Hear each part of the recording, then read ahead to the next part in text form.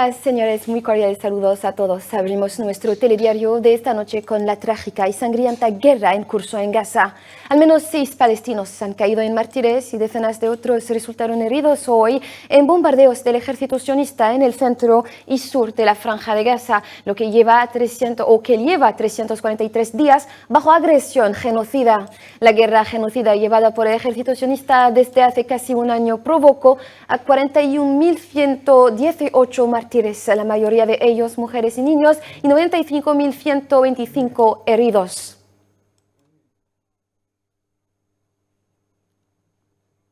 En este contexto, el Consejo de Seguridad de la ONU, a petición de Argelia, debatió ayer los recientes ataques aéreos sionistas contra una escuela en la zona de Nusayrat, en Gaza, que provocaron la muerte de 18 personas, entre ellas mujeres y niños, y 6 miembros de la UNRWA. La solicitud de Argelia de celebrar la reunión se produjo en el marco de la ola de condena internacional que acompañó a este ataque, ya que muchos países y organizaciones se apresuraron a condenar los ataques deliberados de los sionistas a los centros de refugio, lo que constituye un crimen de guerra según el derecho internacional.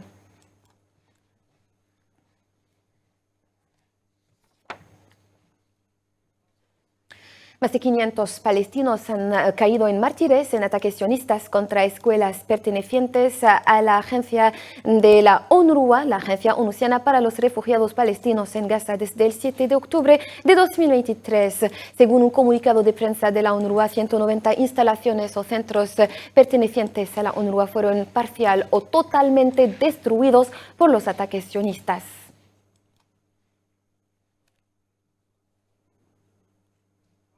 Los ministros de Asuntos Exteriores de varios países europeos y el Grupo de Contacto de la Liga Árabe y la Organización de Cooperación Islámica en Gaza se han reunido hoy en Madrid para discutir un Estado palestino en el marco de la solución de 2 estados bajo la presidencia del jefe de la diplomacia española, José Manuel Álvarez. Veamos este comentario de Karim Mustafay. Representantes de países árabes y europeos, incluido el jefe de la diplomacia de la Unión Europea, José Borrell, pidieron nuevamente el viernes en Madrid que se avance en la llamada solución de 2 estados, uno palestino y otro israelí, en el contexto de la guerra genocida en Gaza, ello durante una reunión celebrada bajo el lema por la implementación de los 2 estados.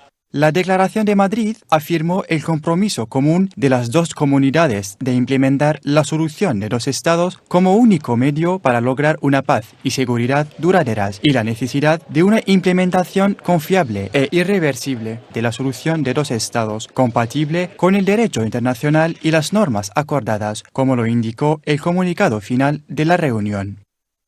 Por lo tanto, pedimos la implementación creíble e irreversible de la solución de 2 estados de acuerdo con el derecho internacional y las normas acordadas, incluida la iniciativa de paz árabe, para lograr una paz justa y duradera que satisfaga los derechos del pueblo palestino. Durante una rueda de prensa, el jefe de la diplomacia española, José Manuel Álvarez, insistió que la implementación de la solución de 2 estados es la única manera de garantizar una paz justa y duradera en la región. La vía es clara. La aplicación de la solución de 2 estados es la única vía para garantizar una paz justa y duradera en la región a través de la coexistencia en paz y en seguridad del Estado de Palestina y del Estado de Israel. Un Estado palestino soberano, realista, con fronteras reconocidas y contiguas a las de Israel, que comprenda Gaza y Cisjordania y que tenga a Jerusalén Este como su capital. La reunión reafirmó el compromiso común con los esfuerzos de paz destinados a fortalecer la implementación de la solución de 2 estados y que los países reunidos coincidieron en la necesidad de celebrar una conferencia internacional de paz lo antes posible. España, que reconoció el Estado de Palestina el 28 de mayo, al mismo tiempo que Irlanda y Noruega, ha adoptado una posición muy crítica hacia Israel desde el inicio de las masacres en Gaza, que se cobraron la vida de decenas de miles de inocentes civiles. Y Por su parte, el jefe de la diplomacia europea, Josep Borrell, responde a Israel Katz, ministro sionista de Asuntos Exteriores, que le acusó de maldad contra la entidad sionista, los Estados Árabes Moderados y Europa. Acusar de antisemitismo cualquiera que no esté de acuerdo con la postura de un gobierno no tiene sentido, afirmó Josep Borrell durante una rueda de prensa. Veamos su declaración. Esa palabra no se debe devaluar. Hay en la historia, desgraciadamente, manifestaciones de lo que quiere decir ser antisemita. Y creo que no se debería jugar con grandes palabras que han tenido una dimensión trágica en la historia. Acusar a cualquiera que discrepa de la posición de un gobierno de antisemita no tiene ningún sentido. La Corte Internacional de Justicia anunció que Chile le informó su solicitud de sumarse a la denuncia por genocidio presentada por Sudáfrica contra Israel, la potencia ocupante, debido a su continua agresión contra la Franja de Gaza desde el 7 de octubre. En un comunicado difundido hoy viernes, el tribunal declaró que había recibido una solicitud para que Chile se uniera al caso bajo la Convención de las Naciones Unidas para la Prevención del Genocidio de 1948.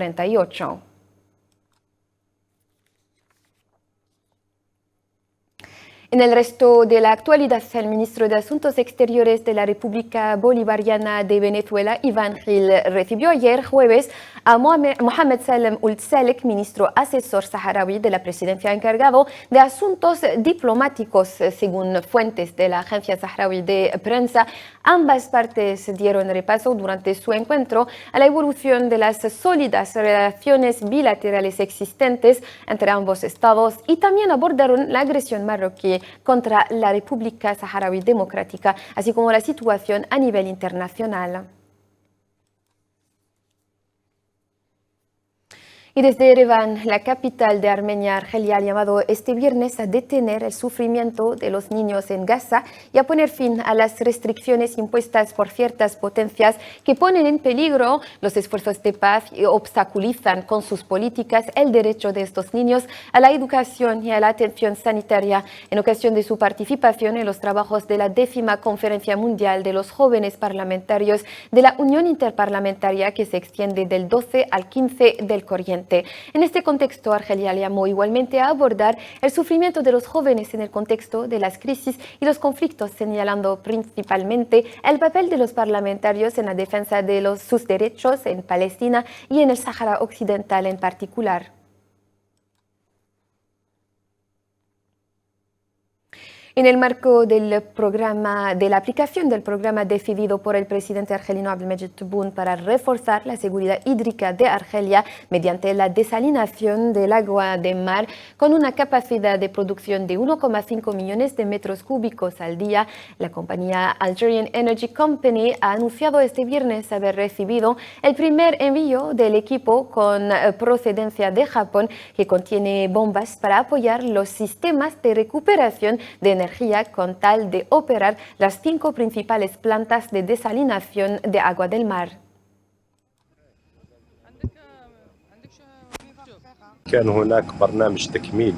Ha habido un programa complementario para construir 5 grandes estaciones a lo largo de las costas argelinas.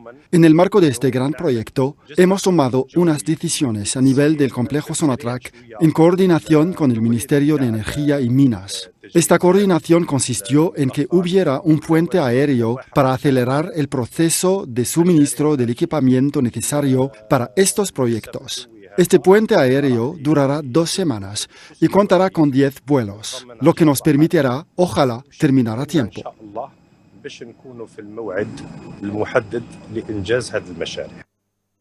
En Túnez ahora las elecciones presidenciales tendrán lugar el próximo 6 de octubre y la campaña electoral arrancará oficialmente hoy a medianoche.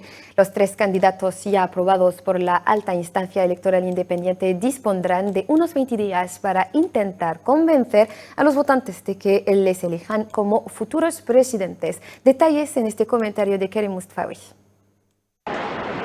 En Túnez, la campaña electoral para las elecciones presidenciales arranca dentro de pocos minutos y los tunecinos la esperan con impaciencia.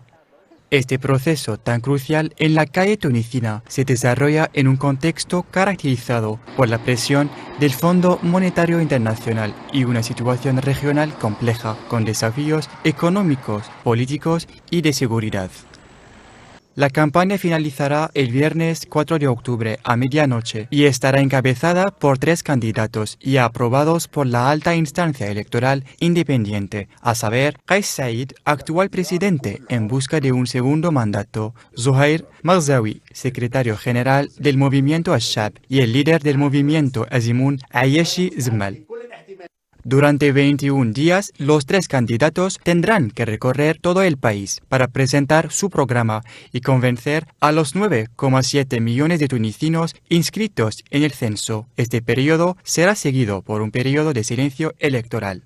El órgano superior independiente para las elecciones y sigue para asegurar la transparencia del proceso electoral y una competencia justa entre los 3 aspirantes. Ha movilizado cerca de 1.000 agentes en todo el territorio, cuya tarea consistirá en supervisar las actividades de los candidatos y garantizar, por ende, que se cumplan las normas democráticas y registrar todos los eventuales delitos electorales cometidos durante la campaña en los sitios electrónicos y en la web.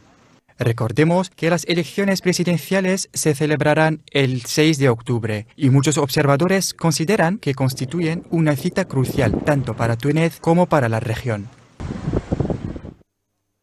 En otro orden de cosas, Estados Unidos apoya la creación de 2 puestos permanentes en el Consejo de Seguridad de las Naciones Unidas para los estados africanos y un puesto que se rotará entre los pequeños estados insulares en desarrollo, según anunció este jueves la embajadora estadounidense ante la ONU, Linda Thomas-Greenfield. La medida se produce en un momento en que Estados Unidos busca reparar los lazos con África, donde muchos están descontentos con el apoyo de Washington a la guerra genocida sionista en Gaza.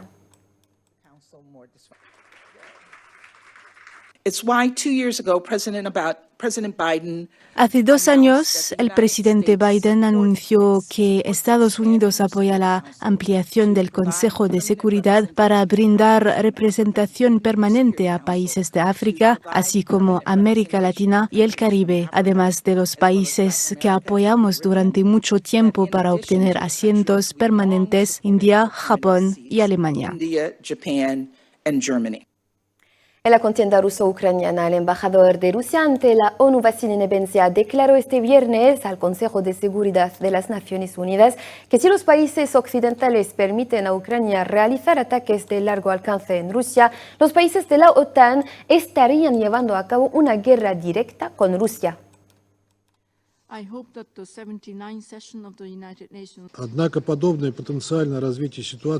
Sin embargo, esta posible evolución de la situación puede cambiar radicalmente nuestra relación con el bando occidental. Si realmente se toma la decisión de levantar las restricciones, ello significará que a partir de ese momento los países de la OTAN iniciarán una guerra directa con Rusia. En ese caso, tendremos que tomar, como comprenderá, las decisiones pertinentes con todas las consecuencias que ello implicaría para los agresores occidentales.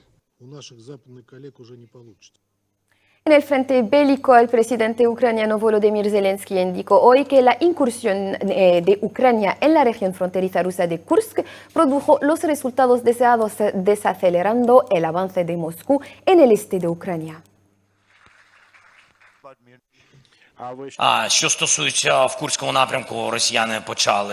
¿Qué nos dio la operación Kursk? Quizá alguien esperaba otros resultados, pero dio los resultados con los que, francamente hablando, esperábamos. En la región de Kharkov, el enemigo fue detenido. Su avance en la región de Donetsk se ralentizó, aunque ahí es muy difícil y la situación dista mucho de ser positiva.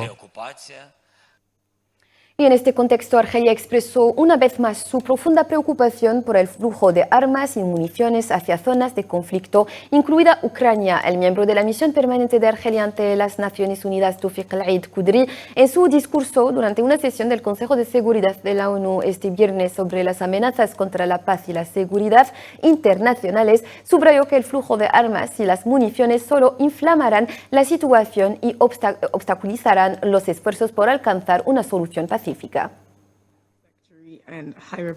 أود في البداية أن أعرب مجددا عن قلق الجزائر العميق. Desde el principio quiero expresar la preocupación de mi país en cuanto al flujo de armas y municiones hacia zonas del conflicto, señaladamente el conflicto en Ucrania y en Rusia. Argelia no dejó de constatar que la llegada de armas y de municiones a zonas de conflicto solo empeorará la situación y exacerbará las tensiones, trabando todos los esfuerzos para encontrar una solución pacífica. Señoras y señores, con esta noticia pues concluimos nuestro telediario de esta noche. Gracias por su amable atención. Un saludo.